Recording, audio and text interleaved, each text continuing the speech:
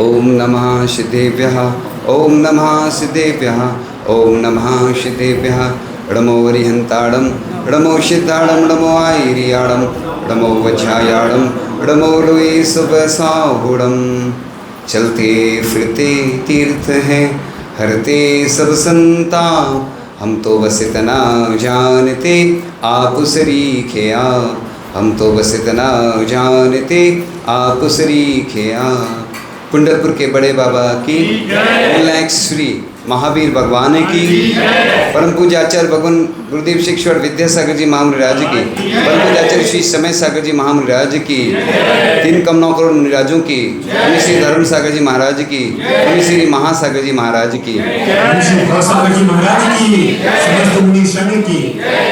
आज बड़ी प्रसन्नता का दिन है कि हमारी दीक्षा में जो हमारे अग्रज थे वो उनका नाम भी वैसा ही है और काम भी वैसा ही है। और हाँ, आचार्य श्री अमरकंटक में जब विराजमान थे तो वो आते थे और आचार्य श्री की व्यवस्था देखते थे। ब्रह्मचारी अवस्था में नहीं थे वो, पहले गृहस्थ अवस्था में। और आचार्य श्री बार बार उनसे कहते थे व्रत ले लो व्रत। अब आचार्य श्री जिसको कहें और उसके मन में ऐसा भाव नहीं आए और उन्होंने व्रत ले लिया। और हमेशा जिन शासन की धर्म की रक्षा के लिए वो हमेशा अग्रणी रहते हैं। कुंडलपुर के बड़े बाबा का जब प्रसंग चल रहा था तब भी उन्होंने बिल्कुल अपनी पूरी ताकत लगा दी थी। शरीर से तो उनके पास है ही ताकत, है ना। अपन कहते हैं मोटा खाओ मोटा पहनो, तो आचार्य श्री जो नाम रखते थे ना वो देख के, शरीर देख के ही वैसा नाम रखते थे। और अभी स्वास्थ्य की अनुकूलता भी नहीं होने के बावजूद भी वो विहार लगातार करते चले जा रहे हैं। गुरु आज्ञा महत्वपूर्ण होती है मोक्ष मार्ग में। लोगों को उतना महत्व नहीं होता है गुरु का, लेकिन जो शिष्य होता है ना वो बिल्कुल समर्पित हो जाता है। तेरे दर पे लुटा दी है सब तमन्नाएं, लोग कहते हैं खुद को मिटा बैठे हैं। तो मोक्ष मार्ग में बस जब समर्पित हो जाता शिष्य तो वो फिर आंधी तूफान कुछ भी नहीं देखता है फिर।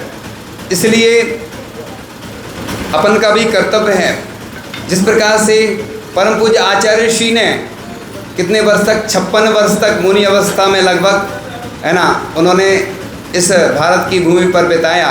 77 वर्ष में उनने इस शरीर को छोड़ दिया, लेकिन उन्होंने अपना धर्म नहीं छोड़ा। और आचार्य श्री का युग स्वर्णिम युग के नाम से जाना जाएगा कि उन्होंने ये जो मंदिर बनवाए। कल हम तलघर में बैठे थे तो 14 डिग्री का अंतर आ रहा था। मतलब अब समझ में आया कि आचार्य श्री की दूरदृष्टि थी, क्योंकि आचार्य श्री ऐसा बोलते थे, ऐसा सुनने में आया था कि आगे आने वाली पीढ़ी मंदिर नहीं बनवाएंगी तो उनको चिंता थी कि मैं तो चला जाऊंगा, लेकिन इस जैन धर्म को 2000 वर्ष तक इस पाषाण के मंदिर के माध्यम से सुरक्षित रखना है। क्योंकि आरसी जी का मंदिर 60 वर्ष तक रहता है लगभग। इतनी एक आदमी की जितनी उम्र है, आदमी की तो कोई आयु निश्चित नहीं होती है, लेकिन मंदिर जो बन रहे हैं पूरे देश में, विदेश में भी बन रहे हैं, तो पाषाण के अन्य धर्म के मंदिर भी बन रहे हैं ना, तो वो कौन से बनते हैं? अच्छे मंदिर जो बनते हैं वो पाषाण के बनते हैं। इसलिए ये पाषाण से परमात्मा की यात्रा संपन्न होगी। तो इस प्रकार से साधु संत हमेशा अच्छे कार्यों के लिए उपदेश देते हैं, प्रेरणा देते हैं कि जिससे व्यक्ति अपना कल्याण करता है। क्योंकि साधु की परिभाषा आती है ज्ञान ध्यान तपोरक्ता तपस्वी सा प्रशस्त दे, मतलब ज्ञान ध्यान में लीन रहना। लेकिन अगर साधु उपदेश नहीं देते हैं तो लोग करते नहीं हैं। हमें लगभग 20 वर्ष से ज़्यादा हो गए मुनि दीक्षा लिए, तो 22 हो गए, 21 से ज़्यादा हो गए होंगे, 20 से प्लस बोल दिया हमने क्योंकि हाँ एक्यूरेट। तो 2004 में उन्हीं महासागर जी महाराज के साथ हमारी दीक्षा हुई जबलपुर में 2004 में। और हमें ऐसा लग रहा है शायद कलेरी उनका पहली बार ही आगमन हुआ होगा, प्रथम बार। हमें ज्ञात नहीं है क्योंकि आंकड़े ज़्यादा मालूम नहीं, लेकिन अपनी मतलब ऐसे ध्यान के अनुसार बता रहा हूँ। तो ऐसे मुनिराज जो हमेशा, जिनको समय सार कंठस्थ है, ब्रह्मचारी अवस्था में उन्होंने कंठस्थ कर लिया था पूरा समय सार। हाँ, रत्न, और हमें मालूम नहीं है इसलिए हम नहीं बोलते, नहीं हमें जानकारी जो नहीं रहती ना, तो इसलिए साधु संत क्या होते हैं, अतिथि होते हैं। हम लोग भी आए थे ना, तो महाराज जी ने सुबह बोला कि चलो, तो लोगों को आजकल क्या चाहिए, डेट पहले से चाहिए, अपडेट और डेट के चक्कर में रहते। हम हमेशा प्रवचन में बोलते ना कि एडवांस टेक्नोलॉजी से काम करो। कल हमने बोला था ना, पंचकरण भले ही कभी हो, लेकिन ये मंदिर है ना, पंचकरण से जल्दी हो जाएगा कंप्लीट, कि पंचकरण करना है हमें। बस आज से हर व्यक्ति को स्वप्न देखना है कि हमें बस कब भगवान विराजमान हो, तब तक के लिए कई लोग अपनी चरणोपादिका का त्याग कर देते थे, ऐसे अजैन लोग, कि जब तक आचार्य ऋषि के दर्शन नहीं होंगे। एक बार मुझे याद आ गया संस्मरण कि आचार्य ऋषि गोमटगिरी इंदौर में विराजमान थे। एक जैनेतर व्यक्ति आया और उसने कभी आचार्य ऋषि के दर्शन नहीं किए थे, आचार्य ऋषि की बहुत प्रशंसा सुनी थी, तो उसके अंदर भी भावना आई कि चलो दर्शन करते हैं। वो चढ़ता चला गया, एक स्टॉल लगी हुई थी, फ़ोटो वगैरह देखी उसने, हक्का बक्का रह गया कि अरे इतनी सुंदर, मैंने इतनी सुंदर फ़ोटो तो आज तक किसी व्यक्ति की देखी नहीं, जिसकी फ़ोटो इतनी सुंदर वह कितना सुंदर होगा। मतलब तो उसने वो वहीं खड़ा रहा बहुत देर तक और सोचता रहा कि अरे अभी तो मैंने साक्षात देखा नहीं, फ़ोटो ही में जब इतने सुंदर लग रहे वो। चलो 1999 में जब महाराज जी की दीक्षा हुई थी, पहला चतुर्मास कहाँ हुआ था, गोमटगिरी में पहला चतुर्मास हुआ था दीक्षा के बाद। 99 में दीक्षा हुई, उसके बाद चतुर्मास 99 का हुआ। फिर 2000 में करेली में प्रथम पंचकल्याणक महाराज जी आचार्य जी के साथ आए थे, संपन्न हुआ। और 2019 में फिर से पंचकल्याणक हुआ था और चातुर्मास भी हुआ था, ठीक है ना। तो 2 पंचकल्याणक मिले। अब तीसरे में क्या होगा, नहीं तीसरे में अब कहाँ जाएंगे हमें खुद नहीं मालूम अभी। इसलिए नहीं, हमारी तो भावना है कि पंचकल्याणक होना चाहिए, लेकिन कब होगा कैसा होगा। लेकिन आज से ही एडवांस टेक्नोलॉजी, अब क्या है, पुराना ज़माना के, अब तो काय का युग है, एक यंत्र है ना आपके पास, उसमें सब कुछ आ जाता, लेकिन सोए रहते। अब सोए क्यों नहीं जगा सकते, और जो जानबूझ के सोया हो। इसलिए आप लोग हमेशा जागरूक रहो। हम हर काम एडवांस में करते हैं, कोई भी काम होता ना इसलिए करते हैं हम, क्योंकि हमें उससे फ़ायदा होता है। हमने संग में रह के भी एक अनुभव किया, अलग से भी किया, कि काम तो वो बाद में भी करना है, तो आधा काम पहले कर लो, आधा बाद में कर लो। तो जैसे भोजन बनाते ना, एक बार आज फेल हो गया नहीं तो अब बोल नहीं रहने दो। आज एक उदाहरण याद आ गया मुझे। एक संघ में कोई चौका लेके आते थे, वो मैंने आज तक नहीं सुना है उदाहरण, पहली बार सुना रहा हूँ शायद। उनके यहाँ निरंतर आहार होते, जितने महाराज जी आते थे सबके निरंतर आहार होते। तो एक महाराज जी ने पूछा ऐसे ही कि आप लोग ऐसा क्या करते हैं कि आपके यहाँ निरंतर आहार होते हैं।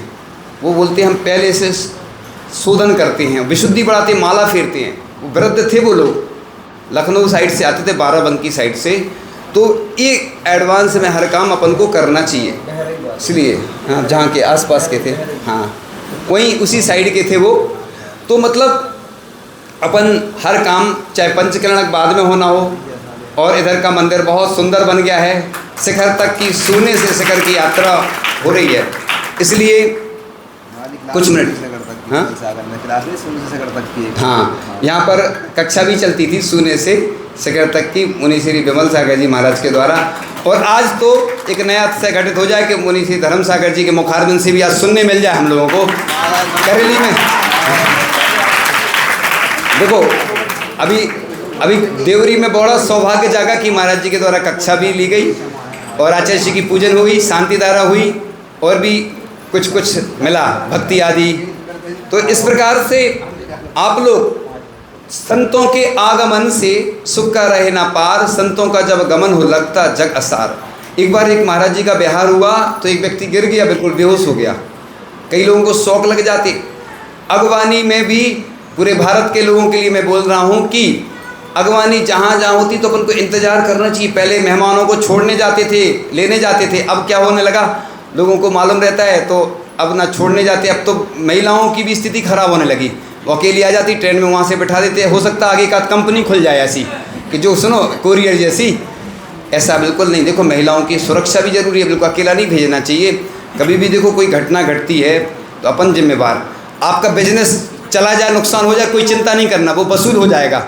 बानी आदमी वसूल कर लेता, नुकसान हो जाए बिजनेस में, एक्स्ट्रा खोल लेता। जिस दिन बाजार बंद रहता ना उस दिन, या रात में एक्स्ट्रा टाइम खोल लेगा तो वो कर लेता है। लेकिन ऐसा नहीं। ऐसी प्रकार से जब भी हमारे साधु संत आते हैं, मैं पूरे भारत के लिए बोल रहा हूँ, है ना। इसलिए बोलता हूँ मैं, कल ही मैंने शाम को बोला था और हमेशा बोलता हूँ, ऐसा नहीं कि आज ही बोल रहा हूँ। मैं इसलिए बोलता हूँ कि साधु संत जब व्यवहार करते हैं बड़ा सौभाग्य समझना चाहिए। देखो लोग दर्शन करने आते, तुम दर्शन करने भले ही नहीं आना। एक बार पूज्य समय सागर जी महाराज थे और एक विद्वान थे, हम नाम नहीं ले रहे हैं, प्रसिद्ध विद्वान, और वो पूजन छोड़ के उनके दर्शन करने लगे। तो महाराज जी ने समझाया कि देखो भगवान की जब पूजन कर रहे हो तो महाराज के दर्शन नहीं करना चाहिए, क्योंकि भगवान बड़े हैं।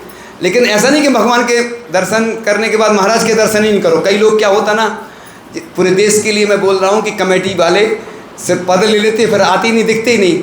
तो अपन को साधु के पास विनय से जाना चाहिए। कई लोग तो क्या करते, चौके लगते हैं तब दर्शन करने आएंगे, हम लोग समझ जाते हैं कि कुछ ना कुछ गड़बड़ है मामला। चौके के बाद फिर गायब ही हो जाते, दिखते ही नहीं। हम लोगों को तो कई बार ये नहीं मालूम चलता कि ये कमेटी के लोग हैं कि कौन हैं। और घर के लोग भी कई बार हमें जब परिचय जब मालूम होता, जब वो आहार होते ना तो दिखते, वो बताते ये हमारा लड़का है, ये हमारी पत्नी है। तो आप पहले महाराज जी के चौका बाद में लगाना, पहले दर्शन करने जाना चाहिए और प्रतिदिन जाना चाहिए।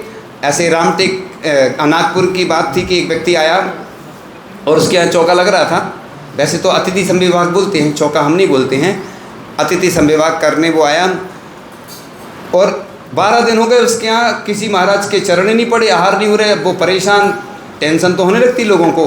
3 दिन के बाद तो टेंशन होने लगती, स्वाभाविक है, ऐसा हमने देखा है। अब वो आया, श्रीफल चढ़ा गया, हमने कहा अब तो अपन फंस गए, अब क्या करें। तो हमने सोचा उसने कुछ बोला तो है ही नहीं अपन से ना, आहार का कुछ नहीं बोला उसने, श्रीफल चढ़ाया तो क्या दिक्कत है उसमें। कौन कहता है मुनिराज आते नहीं, चंदना की तरह तुम बुलाते नहीं। तो भक्ति तो करो ऐसी, भगवान भी आ जाते। जैसे आचार्य ऋषि ने भक्ति की थी, बड़े बाबा को पुराने मंदिर से नए मंदिर में स्थापित किया था। मुझे याद आ गया कि आचार्य ऋषि से हमने पूछा, आचार्य ऋषि ये बड़े बाबा कैसे विराजमान होंगे। आचार्य ऋषि बोले बेदी बना देंगे और कह देंगे आ जाओ। तो हमने कहा अपन ब्रह्मचारी थे, छोटी बुद्धि वाले, अपन शुरू से अपन छोटी बुद्धि वाले रहे और अभी भी छोटी बुद्धि वाले हैं। इसलिए तो अपन ने आचार्य ऋषि जब पूछा तो आचार्य ऋषि बोले, तो हमने सोचा कि आचार्य ऋषि तो ऐसे कह रहे हैं जैसे बहुत छोटा काम हो।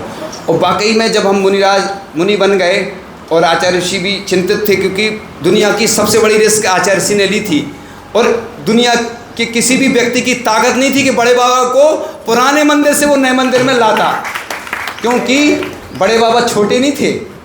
छोटे बाबा ने पड़गाहन किया और अपने चौके में बुला लिया, तो उन्हीं की ताकत थी, उनके अलावा किसी की हिम्मत नहीं थी, क्योंकि उनकी बरसों की साधना थी।